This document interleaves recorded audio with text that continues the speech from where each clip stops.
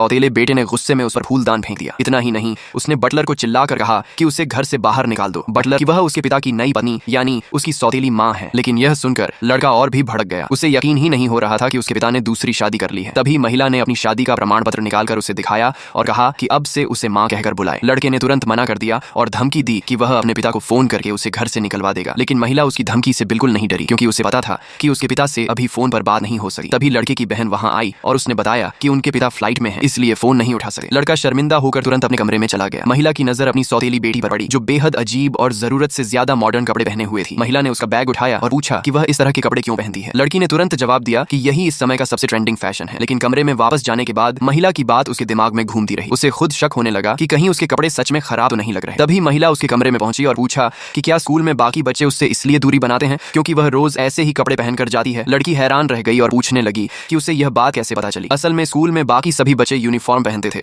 लेकिन वह लड़की हमेशा अपनी पसंद के कपड़े पहनकर जाती थी। इसी वजह से टीचर भी उसे संभालना मुश्किल समझते थे और क्लास के बाकी बच्चे भी उसे ज्यादा पसंद नहीं करते थे। उसकी परेशानी समझने के बाद महिला उसके लिए कुछ अच्छे और स्कूल के हिसाब से सही कपड़े लेकर आई। लेकिन लड़की ने गुस्से में उसे कमरे से बाहर निकाल दिया और कहा कि वह उसकी जिंदगी में दखल नहीं चाहती। इससे पहले कि महिला कुछ कहती, उसका बड़ा सौतेला बेटा इसैन वहां आ गया। वह देखने में काफी शांत और सभ्य लग रहा था। महिला समझ गई कि ऐसे शांत दिखने वाले लोगों को संभालना अक्सर सबसे मुश्किल होता है। इसैन ने महिला से कहा कि अगले दिन उनके लिए नाश्ता तैयार करे और नाश्ता उसके अपने हाथों से बना हुआ होना चाहिए। महिला ने उसकी बात मान ली। अगली सुबह नाश्ते की खुशबू पूरे घर में फैल गई। खुशबू मिलते ही छोटा बेटा तुरंत डाइनिंग टेबल पर पहुंच गया। लेकिन जब उसे पता चला कि नाश्ता उसकी सौतेली माँ ने बनाया है तो वह अचानक उसे खाने से डरने लगा। वह तब तक कुर्सी पर नहीं बैठा जब तक महिला ने खुद यह भरोसा नहीं दिलाया कि खाने में कोई गड़बड़ नहीं है। कुछ देर बाद महिला ने देखा कि लड़का बड़े मजे से ब्रेड खा रहा है। उसने मुस्कुराकर पूछा, स्वादिष्ट है ना? लड़का अपनी सौतेली माँ के सामने यह मानना नहीं चाहता था कि खाना उसे पसंद आया है, इसलिए उसने झूठ बोल दिया कि उसने तो बस इसलिए खाया क्योंकि उसे बहुत ज्यादा भूख लगी थी। उसी दौरान उसकी बहन चुपके से अपने कमरे से बाहर आई। उसके पिता ने उसे भी नाश्ता करने के लिए बुलाया, लेकिन जैसे ही वह पूरी तरह सामने आई, वहां मौजूद सभी लोग उसे देखकर हैरान रह गए। जिस स्कूल यूनिफॉर्म से वह सबसे ज्यादा नफरत करती थी, आज उसने वही यूनिफॉर्म पहन रखी थी। लड़की को सबके चेहरे देखकर लगा कि वह उस ड्रेस में बहुत खराब लग रही है। महिला ने तुरंत उसकी तारीफ करते हुए कहा कि वह बहुत प्यारी लग रही है। यहाँ तक कि छोटे भाई ने भी कहा